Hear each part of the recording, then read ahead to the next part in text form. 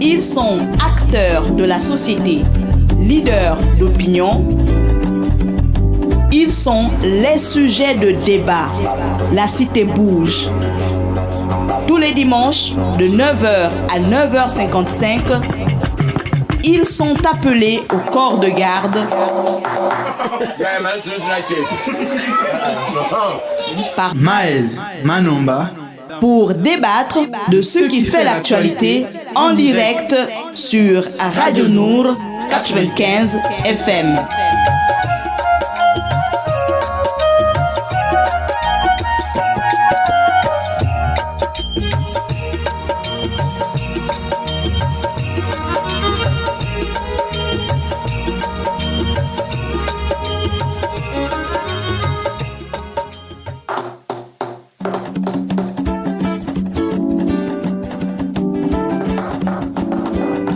Retrouvez tout de suite votre émission en direct, l'invité du corps de garde, présenté par Maël Manomba.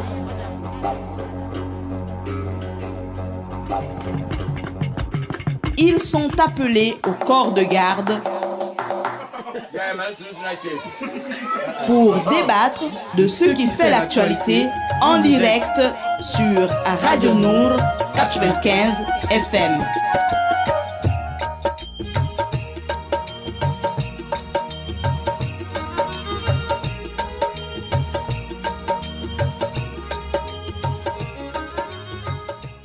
Assalamu alaikum auditeurs de Radio Nour, bonjour Libreville, bonjour le Gabon et bonjour à tout le reste du continent, bonjour l'Afrique.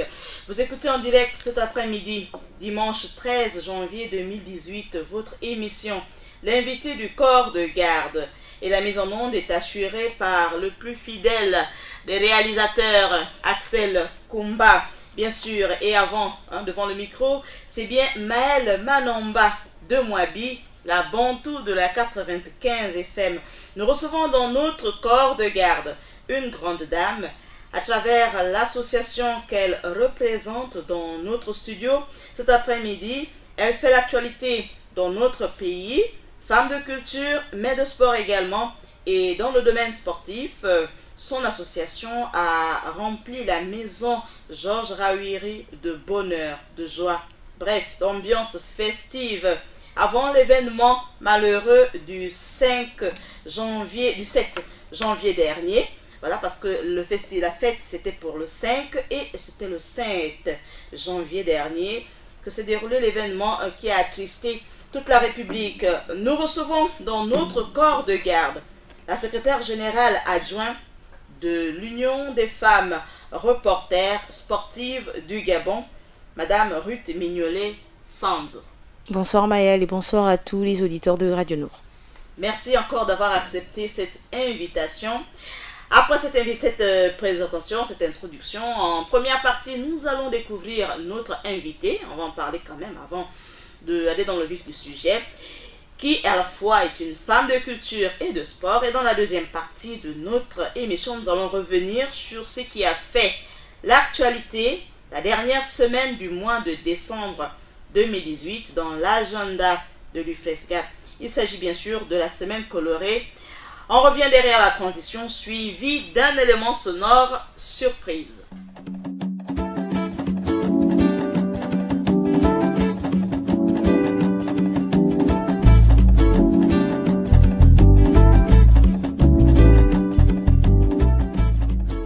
Bonsoir bébé. Bonsoir. Seul c'est 20. Ma copine et moi 50. Seulement 50? Oh, pour un mec avec une voiture comme la vôtre, c'est gratuit.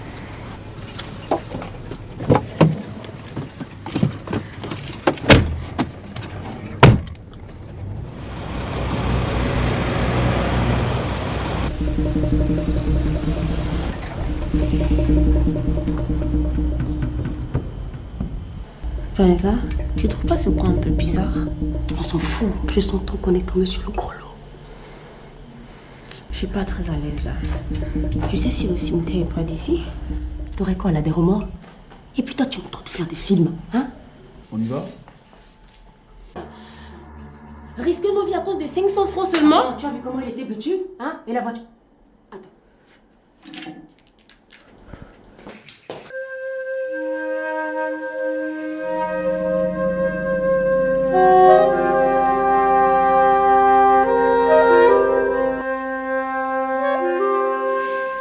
Alors à l'instant, un extrait sonore du film gabonais L'Hôtel Mine B, une production réalisée par le Festival international des cours d'école en coproduction avec l'Institut gabonais de l'image et du son, avec le soutien du Centre culturel français Saint-Exupéry, l'actuel Institut français du Gabon. L'Hôtel Mine B a été réalisé par le partenariat des ateliers du festival, le partenariat avec la participation des ateliers du festival et de l'équipe de tournage. Tu étais Ruth Mignolet, électricienne, c'est ce qui est écrit sur le film, je viens de dire tout à l'heure en off. C'était plutôt machiniste. Oui, c'est vrai que le film L'Hôtel Midoubé a été coproduit et co-réalisé par toutes ces structures, mais il faut dire que ma participation a été d'abord celle d'appartenir à une autre association qui est celle de la CREGA, donc l'association des critiques d'art et de cinéma du Gabon. Et donc avec les membres de la CREGA, on a voulu pour chacun de ces membres puisse participer à cet atelier du court métrage. Et surtout, comme c'était ici sur place à Libreville, donc pourquoi pas. Donc, chaque membre de l'association Acrigac était soit dans la réalisation, soit dans le maquillage. Voilà, tout le monde était dans la pratique. Et comme moi, déjà étant réalisateur d'abord de formation, donc je me suis dit, je prendrai un autre corps de métier du cinéma. Donc j'ai pris celui du machiniste. Le machiniste dans le cinéma, c'est le plus gros des boulots. Parce que s'il n'y a pas de machiniste, il n'y a pas de cinéma. Parce que le machiniste, c'est celui qui vérifie tout ce qui est technique, tout ce qui est logiciel, tout ce qui est décoration, tout ce qui est costume et tout ce qui est texte des acteurs. En fait, il est la cheville ouvrière d'un film. La colonne vertébrale. Voilà, d'un film. Donc, si il manque une pile, il manque une phrase, il manque une feuille d'un acteur, il manque un crayon, on va crier sur le machiniste. Si une ampoule pète, par exemple, excusez-moi du mot, en plein tournage et tout, on va crier sur le machiniste. Donc, c'est un petit peu le rôle que j'avais au cours de ce festival. On sent beaucoup de passion dans tes propos, dans ton argumentaire.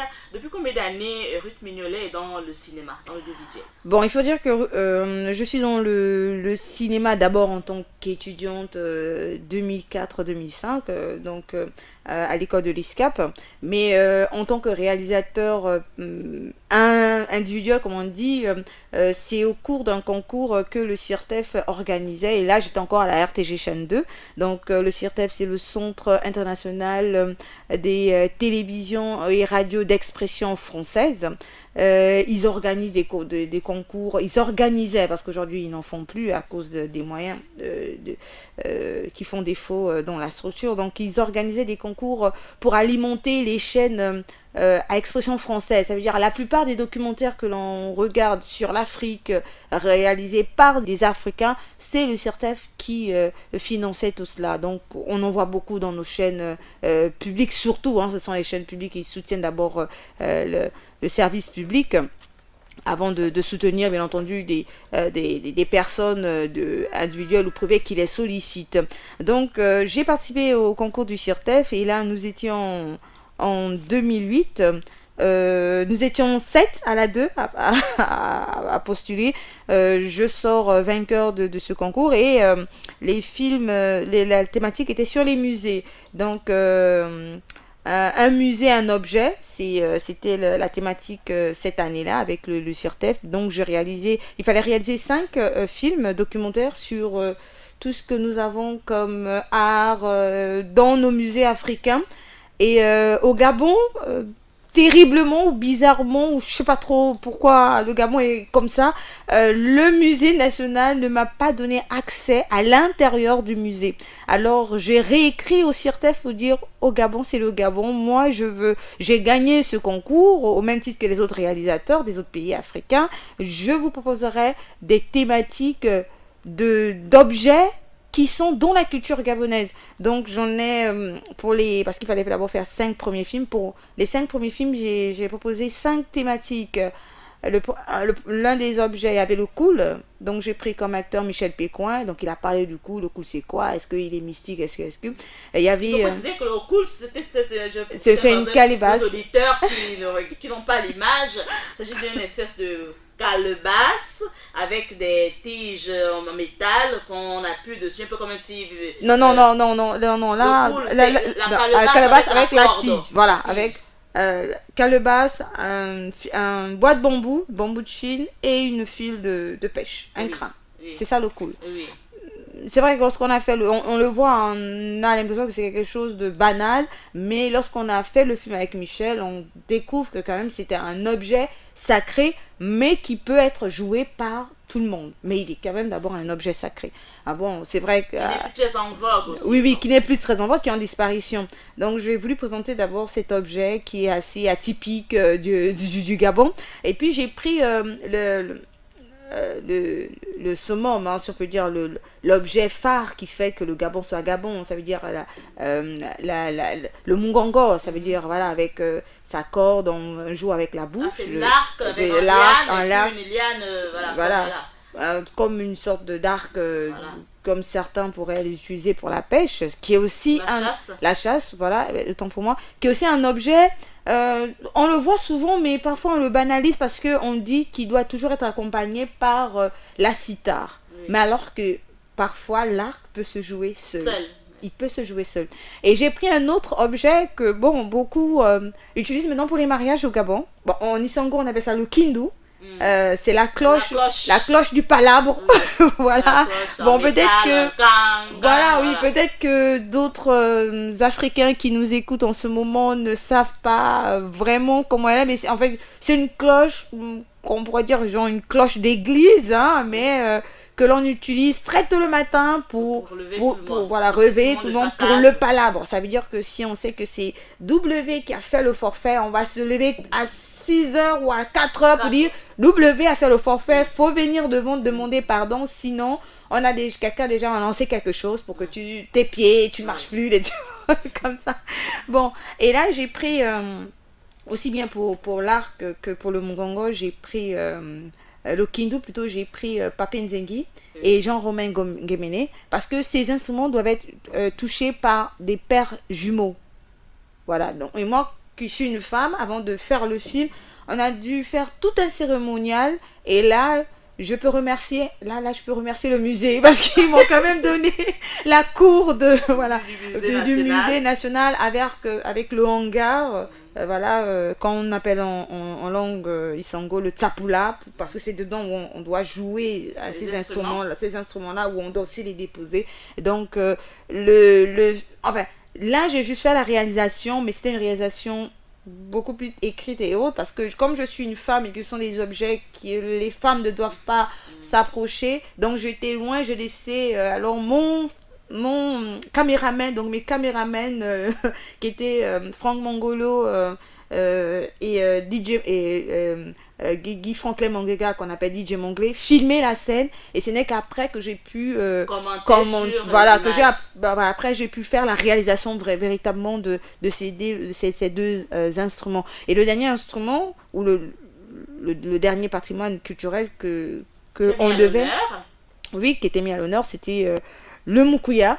Mais comme c'était assez compliqué pour le CIRTEF, les garmes, les blancs me demandaient mais oui, mais Ruth, mais tu vas nous présenter ça, mais il faudrait, toi, déjà avec l'autre, c'était compliqué, ça, il faut que tu ailles. Non, on n'a pas envie de te perdre, laisse tomber ça. Parce que là, il faudrait qu'on aille carrément une vraie cérémonie. Il fallait que je sois là, parce que c'est moi le réalisateur, il fallait filmer, et il y avait trop de cérémonies, trop de, et on a laissé ça de côté.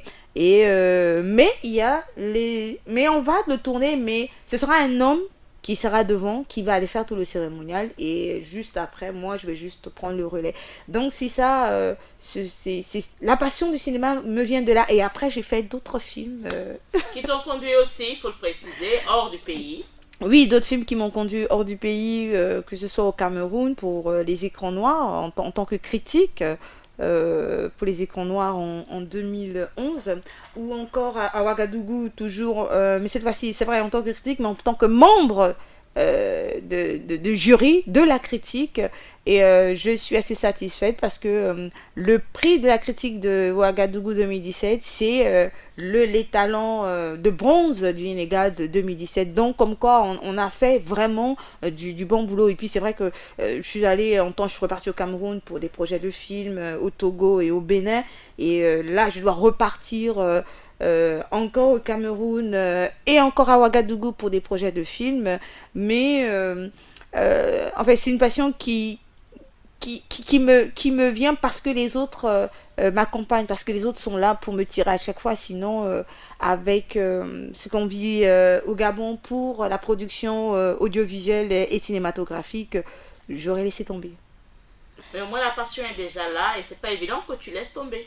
Bon, avec des personnes telles que vous, hein, Maëlle Manomba et les autres, c'est pas évident que je laisse tomber. C'est vrai qu'il y a des films, mais moi, bon, avec Odile Corporate qui fait beaucoup dans les mini-séries, je m'essaie à la fiction, mais j'aime bien le documentaire parce que c'est beaucoup plus de travail et tout. La fiction, pour moi, je me dis, pour faire le jour où je signerai Ruth Mignolet-Sanzo, réalisateur d'une fiction, c'est que j'aurais vraiment pris tous les moyens qu'il faut pour bien payer les acteurs, bien payer l'équipe technique, parce que même si le film n'a pas une rentabilité, mais une fois les acteurs, l'équipe technique est bien payée, le film gagne en valeur lorsqu'on le pose ou lorsqu'on l'envoie dans les festivals. Ça va être la dernière question pour parler des escales documentaires qui était un grand rendez-vous culturel cinématographique dans notre pays depuis quelques éditions, on va dire la dernière en particulier, elle est absente. Qu'est-ce que ça vous fait, aussi passionné que vous êtes de culture, surtout du cinéma? Bon, les escales documentaires, c'est aussi un bébé de la CRIGAC, hein, parce qu'il faut dire que la CRIGAC est sous la tutelle de l'IGIS, qui était le CNACI à l'époque.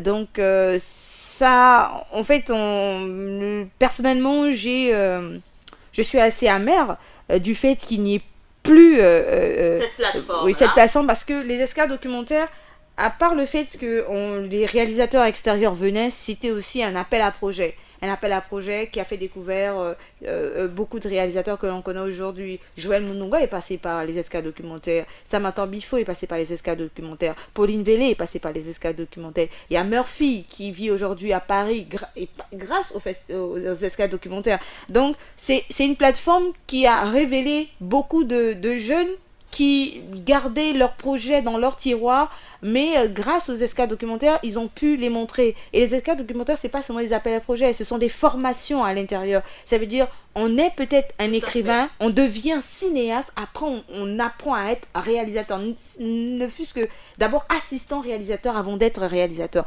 Donc, rien que le fait que ce soit une école pour des apprenants, ça vraiment ça ne peut qu'écœurer hein, pour certaines, enfin ça ne peut que oui, écœurer des personnes telles que moi, parce que grâce aux escales documentaires il y a eu Loki Filma, Maëlle, faut pas oublier, oui. Et Loki Filma, Akriga encore une fois a été appelé pour la présélection des films. Aux escales documentaires, Akriga est appelé pour la présélection des films, parce qu'il y a des films qui vont dans les festivals qui là-bas n'ont pas eu l'aura, mais ce sont des films qui peuvent conscientiser. Ouais. Voilà. Et nous au Gabon on dit non, ce film là vient, et une fois il vient au Gabon et qu'il a un prix, tout le monde veut maintenant, voilà, tout le monde se réjouit et tout le monde veut maintenant récupérer le film, parce que c'est pas tout que de faire des films, mais c'est aussi dire que au Gabon on a des festivals qui révèlent. Ailleurs, on ne respecte pas le réalisateur, on ne respecte pas la créativité ou les jeux de certains acteurs, mais lorsqu'ils viennent au Gabon avec ces festivals, on découvre qu'il y a des talents, et lorsqu'ils sortent de là, ces personnes-là sont tellement ébahis, même étonnés même de dire « Ah, ce petit pays, on ne voulait même pas envoyer le film, mais ils nous ont donné un prix. » Et contrairement à certains festivals, Maëlle, il faut dire que les escales documentaires est l'un des rares festivals qui paie les réalisateurs qu'ils invitent. L'un des rares. L'un des rares. Oui, qui paient les réalisateurs qu'ils invitent, qui paient s'ils invitent un acteur d'un film, ils vont tout prendre en charge et la personne aura ses pertes. Son cachet. Voilà, c'est l'un des rares. Donc il faudrait vraiment que ce festival puisse revenir au même titre que le Kifilma, qui était un bon festival. On a eu plus de 123 films. 123 films de tout le monde, des amateurs, des professionnels, de semi-professionnels, 123 films. On a pu diffuser 64 films. On a sélectionné 64 films selon les catégories. Donc, c'est pas rien. Il y a de la créativité. Et là encore, il y a des films qui ne font que sortir. De réalisateurs connus. Fernand Lipoko ne fait que faire sortir des films. Il y a Meshi qui fait sortir des films. Pourquoi ne pas soutenir ces jeunes réalisateurs à faire mieux et à vendre la destination Gabon, mais dans le cadre du cinéma. Ouais, dans le cadre du cinéma, voilà. Alors, Ruth Mignolet Sanzo est une grande dame accomplie de l'audiovisuel gabonais, femme de culture, mais aussi sportive dans l'âme. C'est sa seconde casquette qu'elle va mettre derrière la transition pour nous parler de la semaine colorée de l'UFESGA.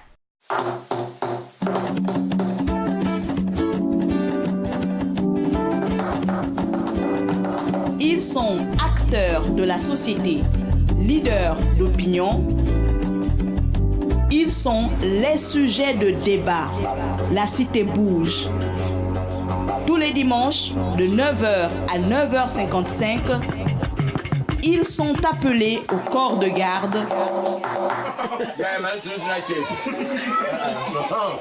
par Maël Manomba pour débattre de ce qui fait l'actualité en direct sur Radio Nour 95 FM.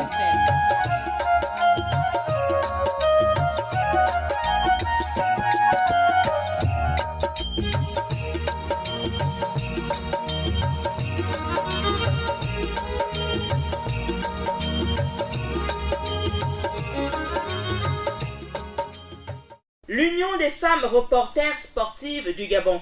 Ruth Mignolet Sanzo, vous représentez dans ce studio Madame Raïssa Laure Medza Mondom. Elle est la présidente fondatrice de l'Union des femmes reporters sportives du Gabon depuis 2011, si je ne me trompe pas. Et vous êtes la secrétaire générale adjointe. Madame la SGA, quels sont les objectifs de cette Union des femmes reporters autour du sport? Oui, quels sont les objectifs? Vous n'êtes pas trompé, c'est depuis 2011 que Raïssa Lormedia est présidente, mais il faut dire que la UFRESA d'abord, parce que c'est l'Union des femmes sportives d'Afrique, donc on a mis le GA pour la section Gabon, voilà. C'est... Il faut le préciser quand même, c'est contre de 25 pays. Oui, non, mais oui, mais il y a des pays qui se sont ajoutés, mais comme elles ne sont pas d'expression française, voilà, donc comme elles ne sont pas d'expression française, on a toujours tendance à les enlever, mais normalement on est 32 pays quand même, voilà, membres de l'UFRESA qui est soutenu par la FIFA. Donc d'abord parce que c'est la présidente Isabelle Goli de la Côte d'Ivoire, c'était d'abord pour... elle s'est révoltée sur le fait que le football féminin n'était pas bien médiatisé. Voilà, donc suite à cette révolte, déjà elle, c'est une footballeuse jeune, mais journaliste. Donc, elle n'a pas supporté ça. Elle est devenue journaliste. Avant, elle était sportive. Jamais les gars n'allaient couvrir. Donc, elle s'est dit, mieux je traverse, je passe derrière la caméra. Voilà, donc elle a écrit à la FIFA, elle a écrit à tout le monde que non, c'est pas possible. Nous, moi, je vais décider de créer une plateforme où nous, les femmes, qui sommes dans la communication, nous irons nous-mêmes couvrir nos sujets. Ah, tout le monde s'est dit, mais attends, mais c'est quoi cette idée de vous décider? Et comme le président Blatter était encore à la FIFA, il a dit, bon, allez-y, mais avant quand même... N'oubliez pas le terrain. Voilà, mais il faudrait quand même bien vous donner une petite formation. C'est vrai, vous êtes déjà des journalistes, des caméramans, des preneurs de son et tout dans le domaine du sport. Mais on va quand même vous donner une petite formation pour bien maîtriser le domaine du sport. Écrire le sport, c'est autre chose, mais vraiment avoir une association pour ça, c'est encore une autre paire de manches. Donc c'est là où la FIFA a soutenu, la FIFA est devenue parrain, elle a commencé à contacter tout le monde, envoyer des messages sur les réseaux sociaux. Et Nathalie Patureau, qui est la secrétaire générale plein, était avec le président Pazero à la fédération de cyclisme. Mais elle est secrétaire de formation, elle aime bien le sport. Elle voit ça, elle fouillait femmes sportives, associations de femmes et tout, parce qu'elle-même aussi, elle aime bien ça. Et elle tombe sur ce document. Donc elle contacte Elisabeth, pardon, et Elisabeth dit oui. Et elle regarde, elle dit, ah, mais quelles sont les femmes engagées qui font le sport? Elle voit Raïssa. Raïssa venait souvent faire les reportages de la fédération. Et Raïssa lui dit, oui, c'est bien, c'est une bonne idée, mais moi, je ne peux pas le faire seule. Moi, je connais 2 jeunes filles, bon, on est encore filles, hein. Aujourd'hui, on est des jeunes dames qui font du journalisme sportif. Non seulement elles le font, mais elles ont pratiqué certaines disciplines. Bon, c'est vrai que dans votre entrée, vous avez dit sportif, non, je suis d'abord taekwondomane, ceinture rouge inférieure. Après, j'ai dû laisser tomber pour les études, après la maternité. Mais je suis d'abord dans le sport. J'ai fait du taekwondo, j'ai fait on oublie souvent que la danse classique, c'est du sport. Mais j'ai fait danse classique quand même, semi-professionnelle. Et j'ai fait aussi un petit peu de patin. Mais c'est vrai, on va dire, c'est pas culturel ici. Mais là où j'étais... c'était assez bien, j'avais certains prix, j'avais des prix, donc le sport je l'ai toujours fait. Donc elle a contacté Raïssa Lormezza a contacté Frédéric Nancy-Bagna qui était avec elle à la première chaîne, et elle a contacté Ruth Mignolet Sanzou, dont j'étais à la 2.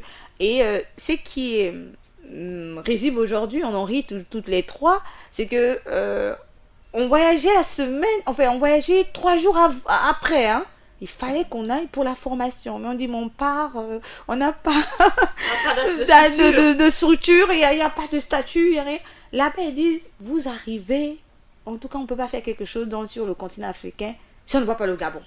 Ne lui dites pas que vous avez le temps pour vous encore de faire vos statuts, mais faire déposer. Être rappelé 3 mois par le ministère de l'Intérieur.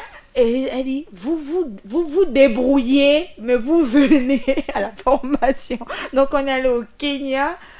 Toutes les 3, bon, je connaissais déjà Raïssa. Comme en safari en fait. Oui, non, si on venait à peine, non, il fallait vraiment qu'on soit complice.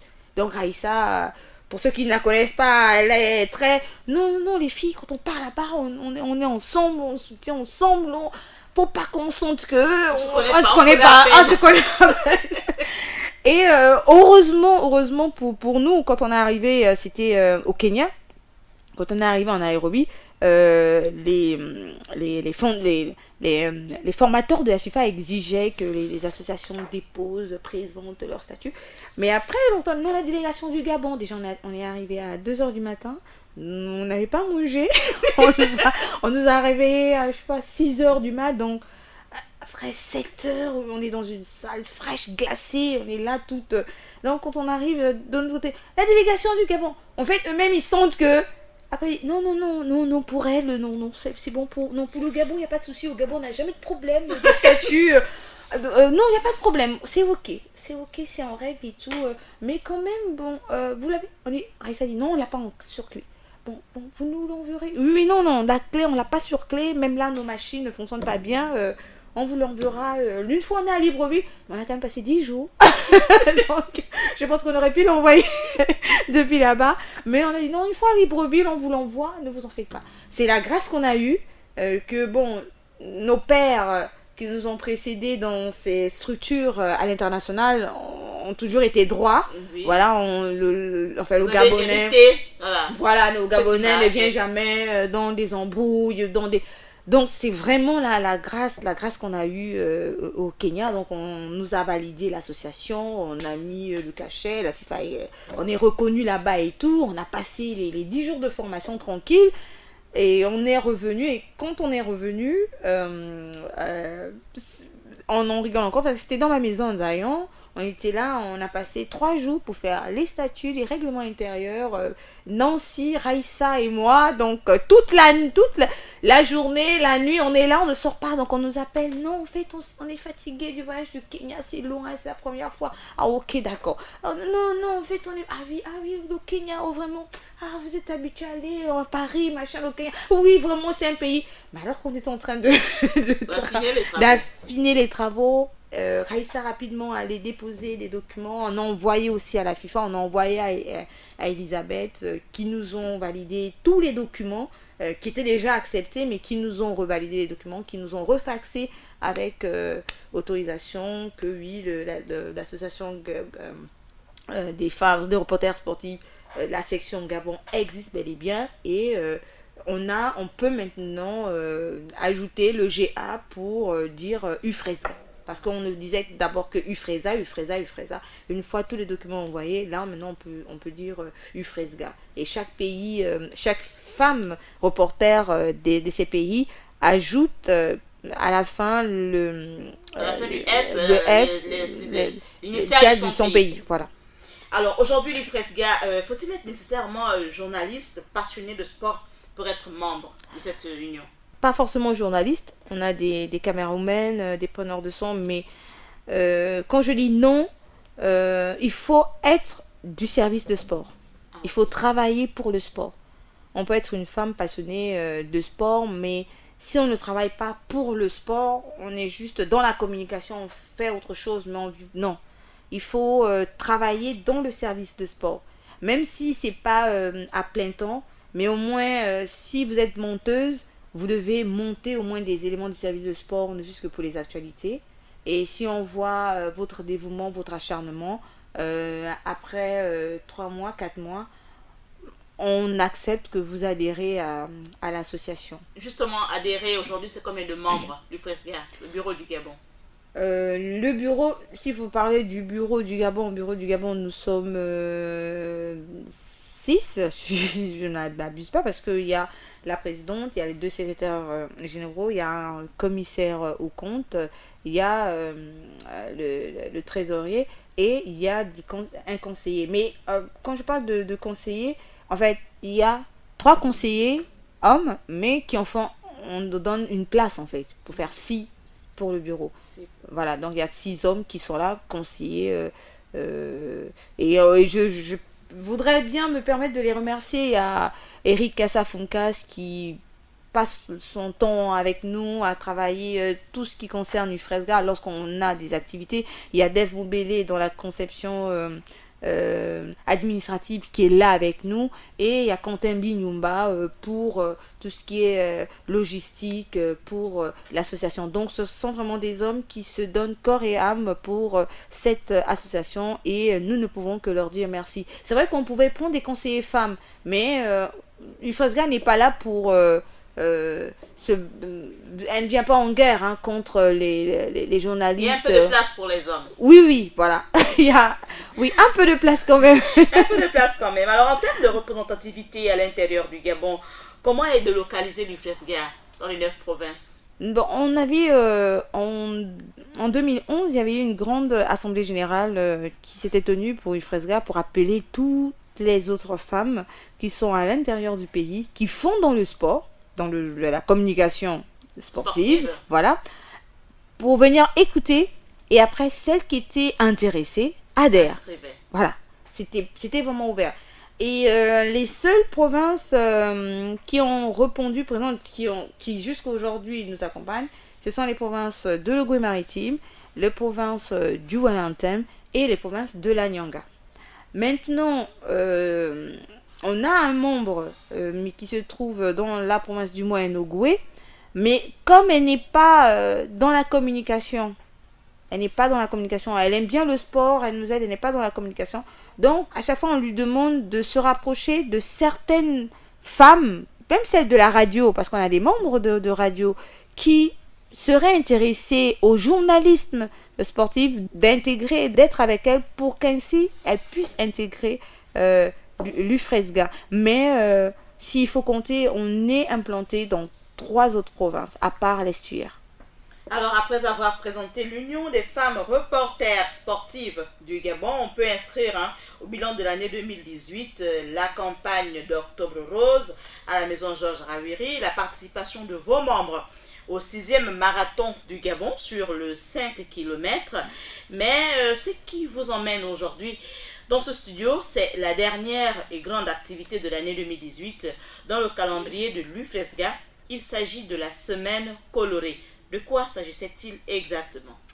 La semaine colorée, c'était une semaine hommage aux partenaires de l'UFRESGA. Hommage aux anciennes, aux pionnières. Mais là, voilà, hommage aux pionnières et aux partenaires de l'UFRESGA.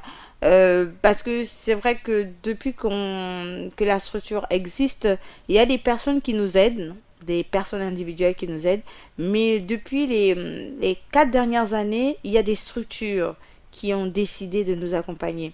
Et c'était cet hommage-là qu'on voulait rendre à toutes ces personnes, aux pionnières, ça veut dire à celles qui nous ont précédées, celles qui ont ouvert la femme journaliste sportive sur les plateaux de télévision. Celles qui peuvent être considérées comme des modèles aujourd'hui. Oui, voilà. Oui, c'est voilà, sur les plateaux de télévision ou de radio.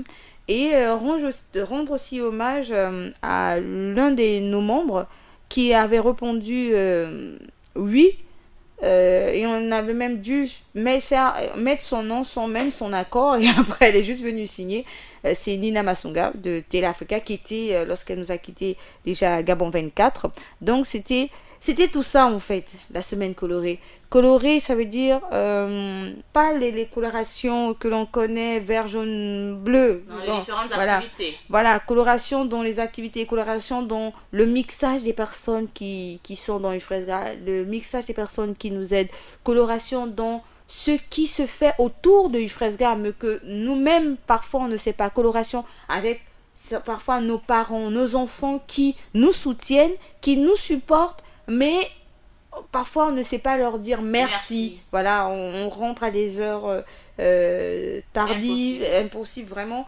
Parfois on n'entre même pas, on revient 2 jours, 3 jours plus tard parce qu'on veut finaliser un travail de la structure. Donc c'est vraiment cette coloration-là que on voulait mettre en avant dans l'UFRESGA. Et pourquoi une semaine? Une semaine d'abord avec le Cancote qu'on avait lancé en 2016. C'est l'ouverture. Voilà, l'ouverture. Donc on voulait ramener ce camp avec la participation des enfants des structures, des orphelinats. Et là, cette année, on a voulu innover avec certaines personnes qui gardent des enfants chez elles, certaines églises aussi qui ont des enfants qu'elles gardent, des enfants difficiles. Donc, c'était ce Cancode il n'y a pas que les enfants des orphelinats ou des structures difficiles ou des églises. Il y a aussi nos propres enfants que l'on emmène dans ce camp pour pouvoir justement faire un mixage et justement faire toujours cette coloration. Donc ce Cancode, on y tenait, on l'a fait, c'était du 22 au 25. 25. Voilà, du 22 au 25. Et après... Et pendant le Cancode avec les enfants, vous avez passé aussi la nuit avec les enfants pendant le camp. Oui, on dort, et c'était le site de l'INGS, donc on remercie les responsables de l'INGS.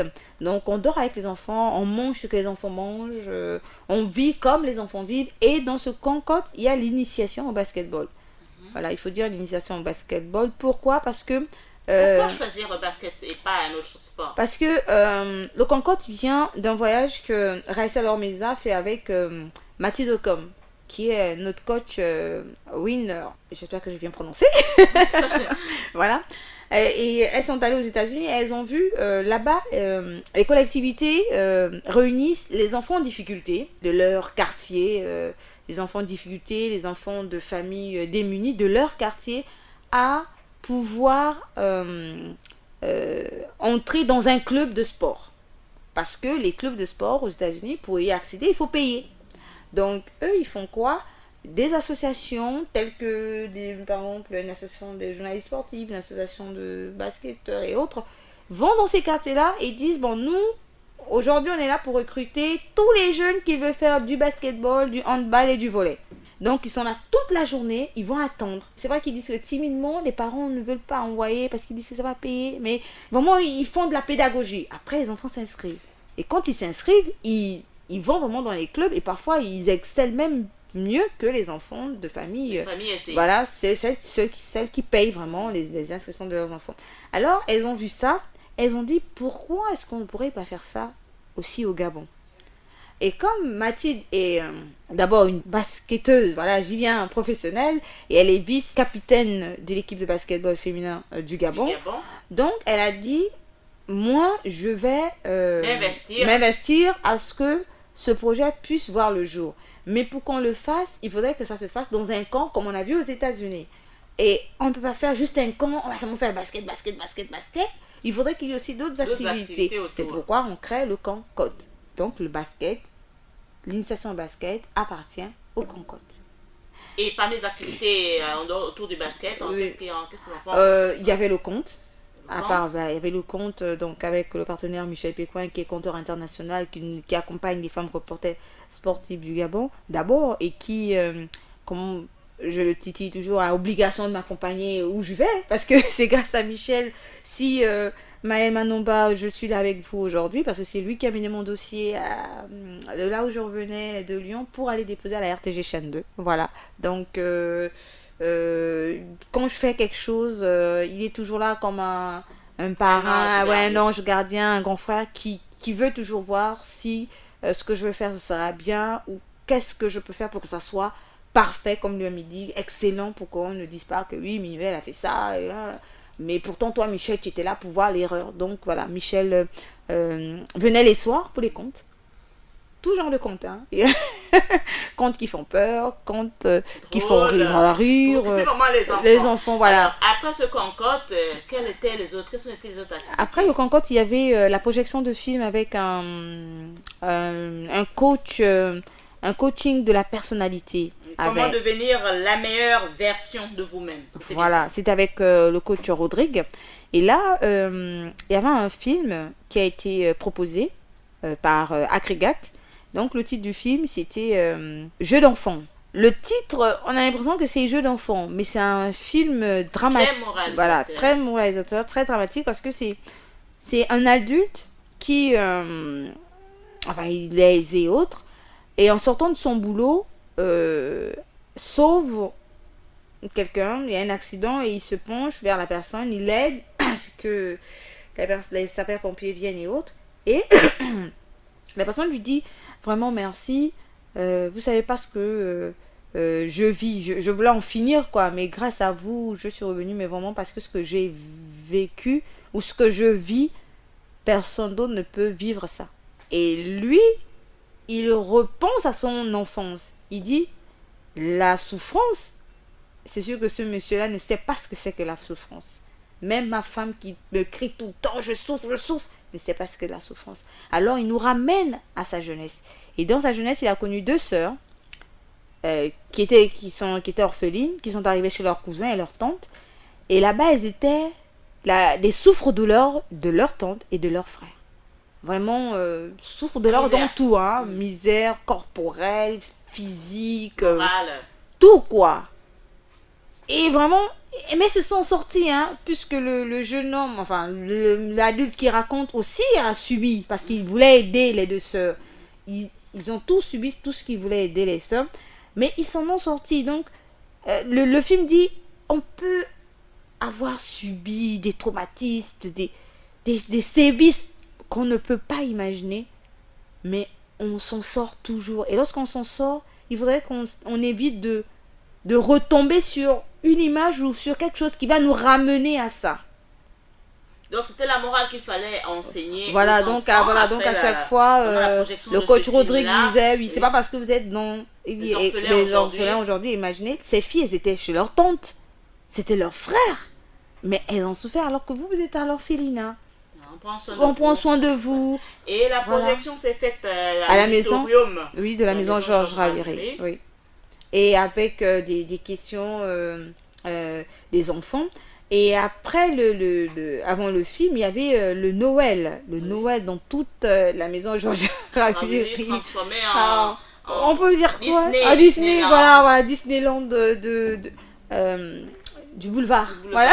Avec des toboggans, les enfants étaient vraiment à leur Oui, comble. ils étaient à leur comble. Et ce on doit dire ici aux auditeurs de Radio Nour, c'est que tout ce que les enfants mangeaient ce jour-là, buvaient ce jour-là, était gratuit. C'était aux frais de Voilà, de l'association. l'association. Donc, aucun parent n'a dépensé quoi que ce soit. C'était pas que les enfants du camp, c'était pas que les enfants des orphelinats, c'était avec les enfants du personnel, voilà, de la maison Georges Ravieri, que ce soit de la radio ou la télévision. Et même, il y avait même des enfants des alentours, hein, le voisinage, qui demandaient est-ce qu'on peut, et on les laissait rentrer pour vraiment s'amuser. C'était vraiment assez formidable. Et après tout cela, il y a eu, bien entendu, la grande soirée qui aurait dû se faire le 29, mais avec les partenaires qui venaient, qui avaient vu ce qu'on a fait et tout, qui sont vraiment venus vers la fin. Donc, pour dire au moins je vais inscrire mon logo. Voilà. Donc ils nous ont supplié de ne plus la faire la soirée le 29, mais plutôt de le reporter au 5. Bon, vous en parliez dans votre entame. Après, il y a eu cet événement ce qui est arrivé. Mais lorsqu'on remonte le temps, on s'est dit, si on avait, parce qu'on passait des nuits là-bas, il faut le dire aux auditeurs, on a passé la nuit du 3 au 6. On a passé la nuit du 3 au 6 à la maison, maison Georges Ravieri. Oui. Et c'est le 7 qu'on nous appelle. Je suis même partie, parce que je pendant l'événement. Oui, à 2h du matin. Voilà, vous êtes parti à 2h du matin. Et vous nous avez encore appelé. On a dit non, mais Madame Manomba, nous sommes encore là. Vous avez même crié, on a dit non, on va quand même rentrer. On est rentré à 23h, mais ce qui nous a tous scotché, c'est qu'on était là tranquille, quoi. Et on nous a sous l'aile protectrice du bon Dieu. Du bon Dieu. Et on nous appelle pour dire voilà, il y a des otages. Je dis mais non, c'est pas la même. Après on a dit non, c'est pas la même. C'est pas le même lieu. C'est pas le même lieu. On l'avoir rempli de bonheur, de joie, de fête, quelques heures seulement avant. Donc on a rien compris. Mais cette soirée du 5, beaucoup disent que grâce à cette soirée, il n'y a pas eu de gros, surtout d'incidents du côté des communicants. Parce que ça aurait été pas joli si on perdait encore un collègue, voilà, comme on en a perdu dans la maison même, ça aurait pas été la joie, quoi. Donc c'est vraiment, on remercie le Seigneur. C'est vrai, on dit pas que ce qui est arrivé aux deux victimes, c'était bien, mais on remercie vraiment le Seigneur qu'il ait pu protéger les agents de cette maison, que ils en soient sortis. Qui étaient vraiment victimes, qui étaient sur le site même. Sur le site même, quand même pendant 6 heures d'otage, c'est pas donné. Et cette soirée. Vous pensez que cette soirée a rempli assez la maison de bonheur malgré l'événement du 7? Oui, parce que tout le monde en parle, même jusqu'à aujourd'hui. Oui, tout le monde en parle jusqu'à aujourd'hui. Quel sentiment vous habite? Un sentiment de fierté, de bonheur, d'avoir contribué à l'épanouissement, mais d'avoir contribué à remplir cette maison d'autant de rire, de joie, de fête? Non, je suis assez...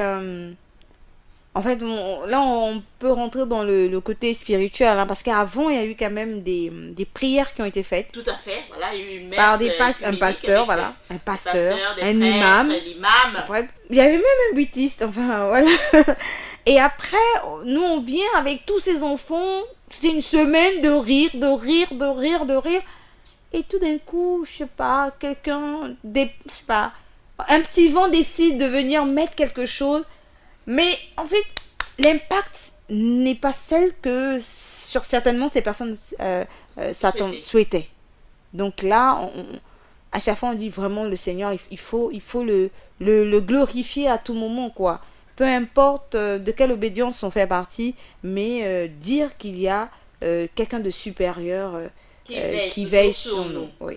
L'Union des femmes reporters sportives du Gabon vient d'être partenaire du tournoi de football féminin qui a réuni le 12 janvier dernier, c'était juste hier, au stade de Nzayon. Quelles sont les perspectives? Bon, déjà, il faut dire que l'Union des femmes reporters sportifs du Gabon ont offert les trophées, voilà, les trophées des gagnants, que ce soit le premier trophée ou le deuxième trophée. Et le secrétaire général adjoint que je suis a donné le trophée de la deuxième équipe, donc celle qui était missile, à ces jeunes filles. Les perspectives, c'est de poursuivre et de soutenir une équipe féminine. Parce qu'on voudrait soutenir une équipe féminine, peut-être pas comme créée, parce qu'il faut dire que l'Ufresga a déjà une équipe de basketball. Voilà, nous avons une équipe de basket, donc Ufresga Bibi. Et cette année 2019, on voudrait faire beaucoup plus dans la pratique, s'impliquer dans la pratique du sport. Et déjà avec la création du club de taekwondo que je vais mettre sur pied. Nous avons deux ambassadeurs, mais l'ambassadeur privilégié de l'Union des femmes reporters sportives, c'est voilà, Maria Mwenga, voilà, qui sera notre ambassadrice 2019, et le parrain du club n'est autre que ce sera Anthony Obam, qui a accepté depuis l'an dernier. Il faut dire que c'est un projet qu'on mûrit depuis un an déjà. Et pour cette compétition de football féminin, les perspectives, c'est d'accompagner une équipe féminine. Ça veut dire que autant que vous êtes membre de Ufresga ou autant que je suis membre du Ufresga, nous allons regarder l'équipe féminine qui n'a pas de chance comme les autres. Ça veut dire la mettre en lumière.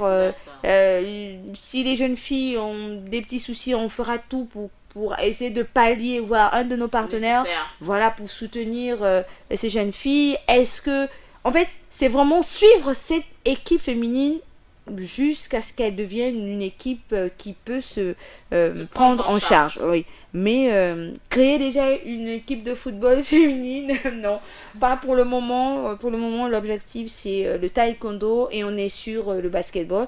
Et déjà, qu'il faut dire que pour le mois de mars, pour la fête des mères, il y aura un tournoi de football féminin. Donc, avec déjà ce qu'on a vu hier, il y avait du bon jeu. On a vu des filles qui savaient jouer, mais comme disaient certains coachs, elles ont du talent, mais elles viennent s'amuser. Elles ne savent pas que ça doit être sérieux. Ailleurs, on n'ira pas loin. Là, les Camerounaises, quand elles jouent. Voilà.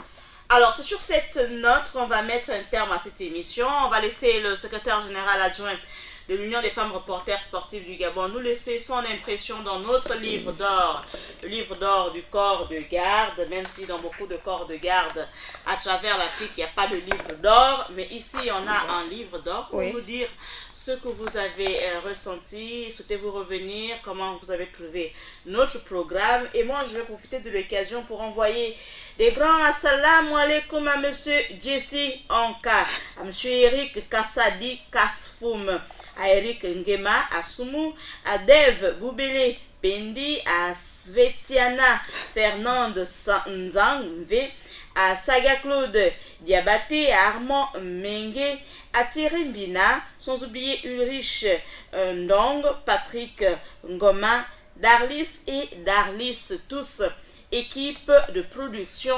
C'était bien sûr pour la soirée Ufresga. Voilà.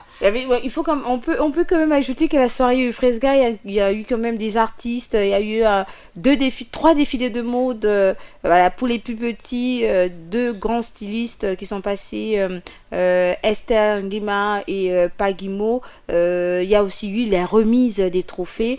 Voilà, donc c'était vraiment une très belle ambiance. Voilà, une très belle ambiance. Et puis qu'on a mangé, on a bu. Voilà. Insister que c'était pas une soirée de gala où on venait regarder juste le spectacle et récupérer un lot. Voilà. On n'oublie pas également Raïssa Palomeda, mais Raïssa Alougui, votre, on va le dire, on va pas hésiter de le dire, responsable du département des emportés. Oui, voilà. Oui. Alors, auditeurs de Radio Nour, nous sommes ensemble sur ce plateau, dans ce studio de Radio Nour. Nous avons reçu cet après-midi du dimanche le secrétaire général adjointe de l'Union des femmes reporters sportives du Gabon, l'UFESGA, section Gabon, donc l'Union des femmes reporters sportives d'Afrique, section Gabon. Et ensemble, nous avons fait le tour pour présenter d'abord les activités de l'année 2018, en particulier la semaine colorée de l'année 2018 et quelques perspectives pour l'année 2019 avec l'espoir d'accompagner, d'être toujours présent parmi ces grands événements de cette grande structure. Madame Sonzo nous laisse son mot que je vais lire. Merci à toi Maëlle et ton technicien pour cette émission très chaleureuse avec un gros soleil qui brille. Alors je reviendrai mais à l'heure, oui, parce qu'elle n'a pas été à l'heure aujourd'hui. Auditeur de Radio Nour, on va totalement écouter un dernier mot, Ruth. Bon, le dernier mot que je voudrais dire, c'est à l'endroit de toutes les femmes et toutes les jeunes filles et les mères. Lorsque l'un de vos enfants, que ce soit une fille ou un garçon, veut faire du sport, exigez que ce soit sport et études. Et n'imposez pas qu'il fasse d'abord les études. On ne sait jamais, il peut devenir quelqu'un, voilà. Oui, grâce à la discipline qu'il fait, parce que la discipline sportive épanouit. Moi, je suis de nature timide, mais mes parents m'ont toujours poussé dans des activités avec les autres enfants pour que je puisse m'exprimer. Mais je suis quelqu'un, Maëlle vous le dira, je suis vraiment une introvertie, donc j'aime être seule et autre, mais grâce aux associations que je dirige en tant que secrétaire général, grâce aux activités parallèles que je fais, qui me permettent d'être toujours avec les gens, je suis plus ouverte, plus humaine et plus souriante. Donc laissez vos enfants vraiment embrasser autre chose que l'école. Vous verrez, ils travailleront même mieux que lorsqu'ils ne font que l'école. Ce sera le mot de fin, c'est le mot de fin de Madame Sonzo, secrétaire générale adjoint de l'Union des femmes reporters sportives du Gabon, qui était l'invitée du corps de garde de ce dimanche. On envoie aussi un grand assalamu alaikum à toute la communauté musulmane du Gabon. Assalam à tous les musulmans sportifs, également à toutes les musulmanes sportives du Gabon. Assalamu alaikum à tous nos auditeurs sur Radio Nour, la passion du savoir. On dit merci au plus fidèle des réalisateurs, lui c'est Axel Kumba. Merci à toute l'équipe, merci à notre grand directeur général, monsieur Issa Bessodo, pour la coordination générale de cette émission. Je vous donne rendez-vous dimanche prochain à la même heure avec un autre invité au corps de garde pour faire l'actualité de notre pays.